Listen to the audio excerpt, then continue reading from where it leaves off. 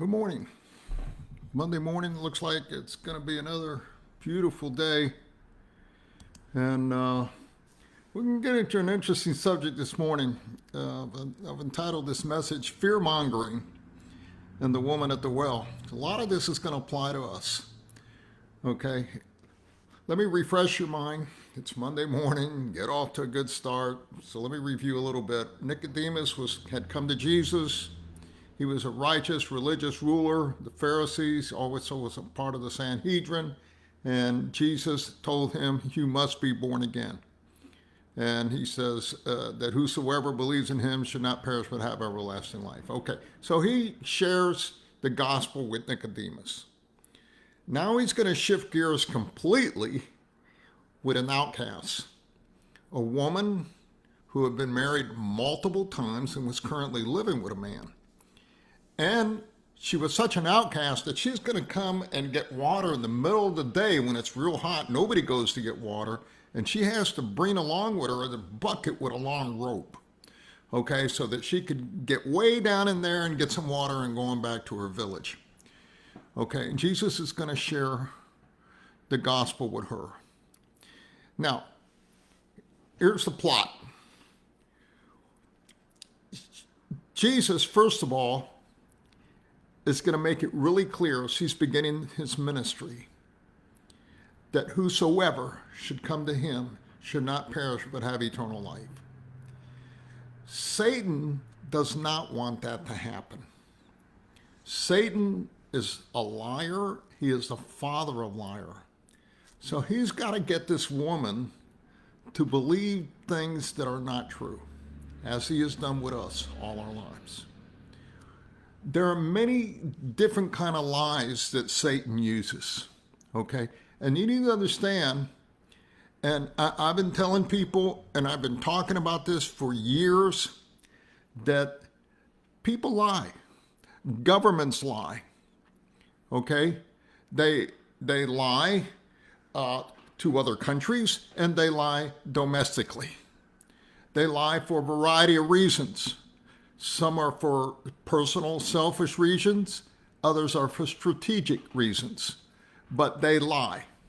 And there's many different kinds of lies that Satan uses. If you remember in the garden, when Adam and Eve was there, Satan came to Eve and told her a bold-faced lie. He says, because God had told her that the day you eat this, you're going to die. And Satan says, you will not die.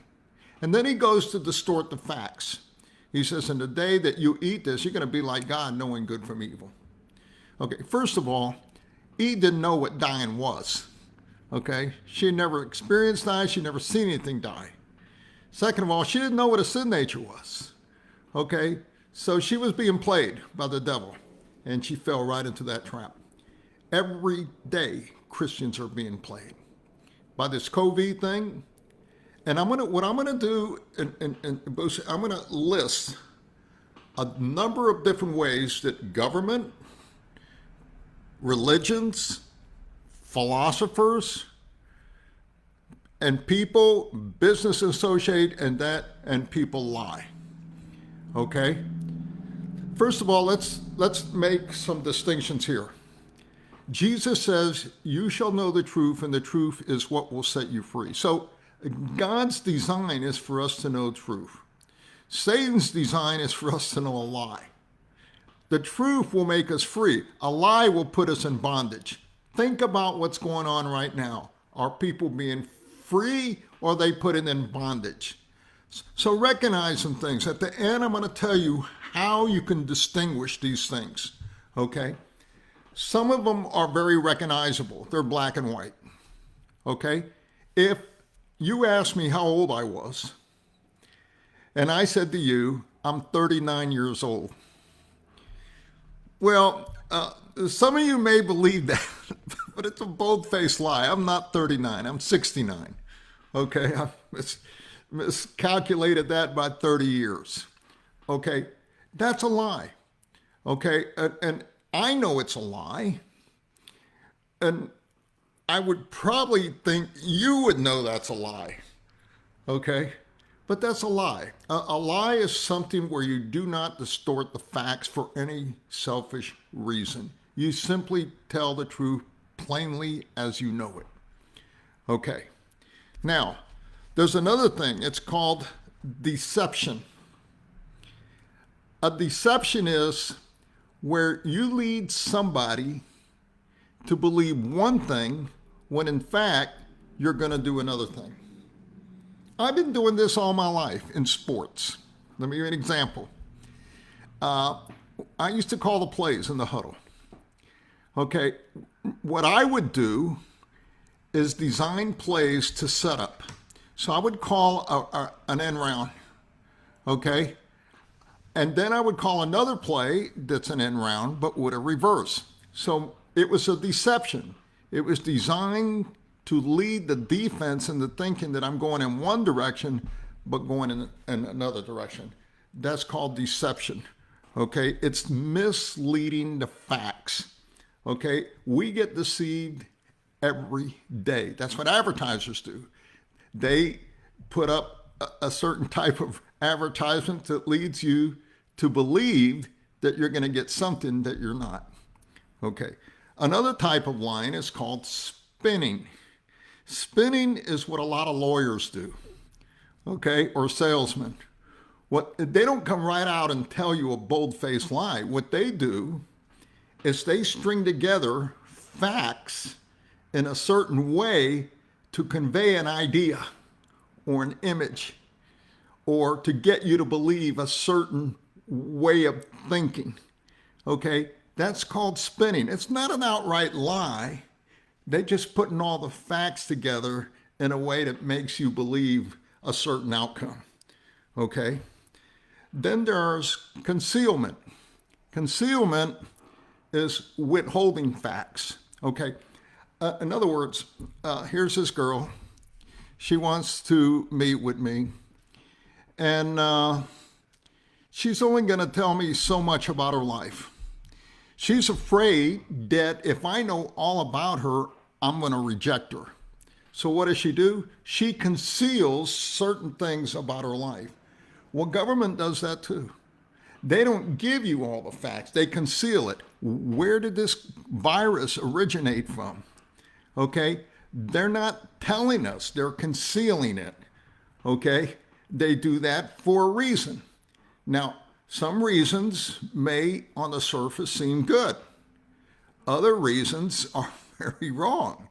Okay, so that's another way that people can lie. Another way is called bluffing. Okay, I know when I was in Puerto Rico during the Cuban Missile Crisis, Kennedy was bluffing Russia. Russia was bluffing the United States. We came very close to having a nuclear war.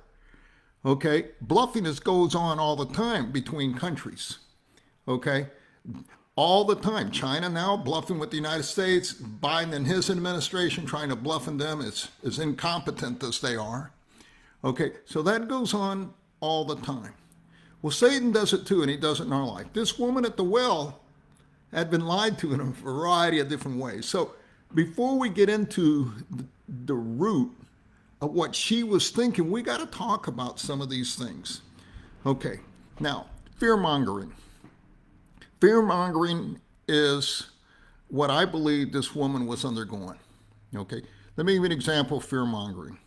Before the Reformation, the Catholic Church had a thing called purgatory, and they had a guy named Tetzel, and Tetzel had instilled fear in all these people that were going to the Catholic Church that if they died without their sins taken care of, that they would end up in purgatory. So he created this fear in them, but he told them that if your loved one is there, I can get them out early if you pay me money. So the people fearful for their loved ones gave all this money. It was called indulgences.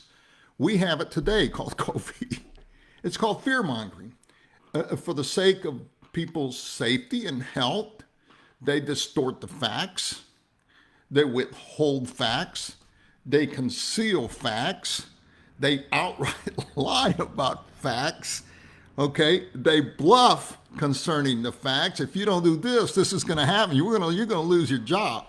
You know, so all this lying is going on. Okay, now there's some things that go beyond what is called normal lying, or the things that we can understand, and that would be like slander. Slander has the idea of saying something about somebody to ruin their reputation. Libel is saying something about somebody in print. Okay? Then you have what's called fraud. Fraud is misrepresenting something for the sake of personal gain.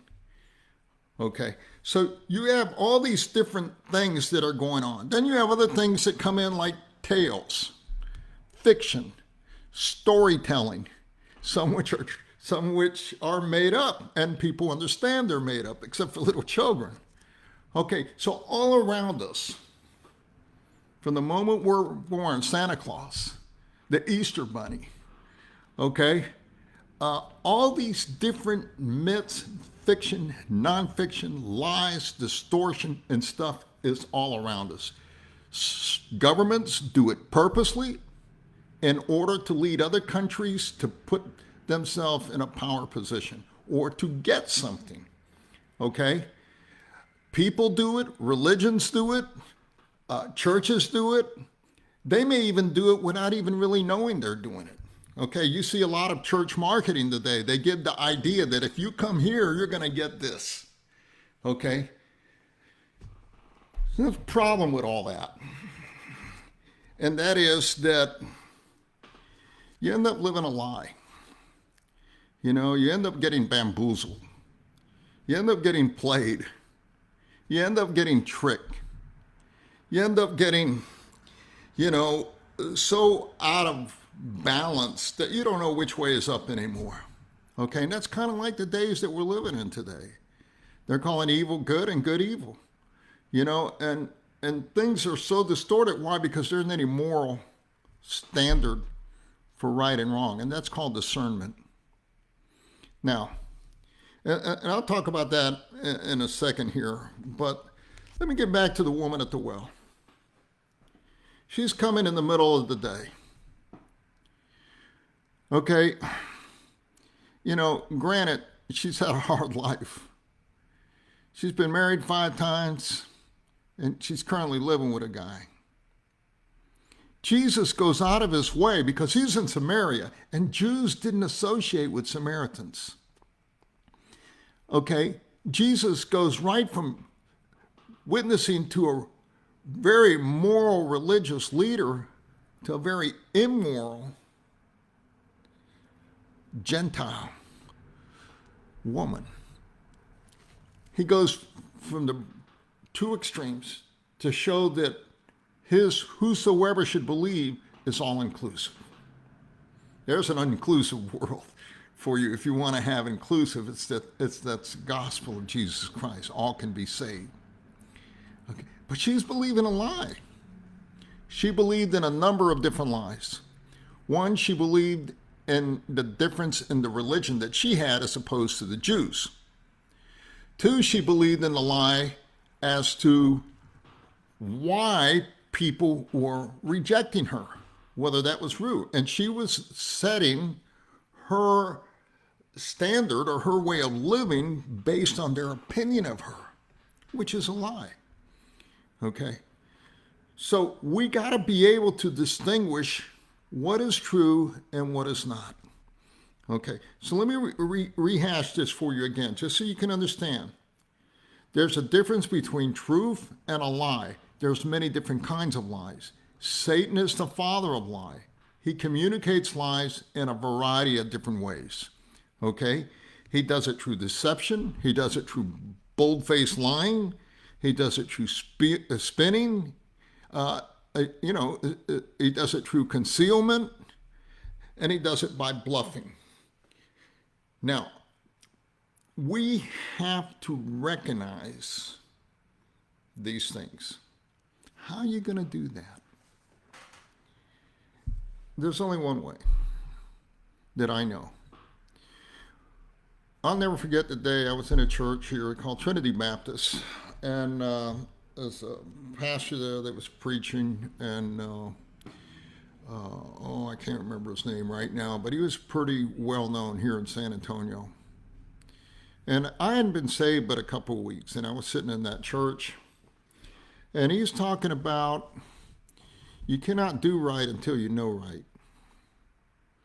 And that's the only thing I remember out of that whole message. And I knew enough at that point to recognize that what he was saying was true. I'd also knew that I had come from a background where I was exposed to a lot of different religions and philosophies and cultures and military espionage and secret dealings with the CIA and intelligence community and all that, which my father was a part of. So I knew that a lot of lying already at that age was going on. I'd also been in places where I'd been in Europe when de Gaulle kicked all the Americans out of France based on a lie. When I was in Puerto Rico when that Cuban Missile Crisis came in, I'd been places. I was in Italy when they kept changing governments every 3 months based on a lie. I had been around all this. I was in Italy when the Pope decided that it's okay to eat meat on Fridays. What in the world is that about? You know, we've been lied to all this time. So I had already been exposed to a lot of different lies. I knew that lies that guys did with girls. Oh, you tell the girl, oh, I love you. You know, nobody has your heart and your inches as much as I do. I love you. Why are you going to tell her that in order to get what you want? Okay? And a lot of women, they even know you're lying, but they want you to lie to them because it makes them feel good. It's stupid, but I knew enough by then that if I wanted to do right, I had to know the truth. I just didn't know how to go about doing it. So God did it for me. He got me in a Bible school. He got me in seminary for 13 straight years. And then a lot of personal Bible study. What's happening to me? I'm now being exposed to His Word, which is truth. And I'm able to see things the way I wasn't able to see them before. Before I suspected, now I know. What do we call that? It's called spiritual discernment. And in 1 Corinthians, it says, all those who have been trained, and that's a key word, can distinguish right from wrong. I have been trained. I can see right from wrong. I don't call evil good and good evil. In fact, I will even say, will Manny be found to be the liar and God be found to be true? Okay?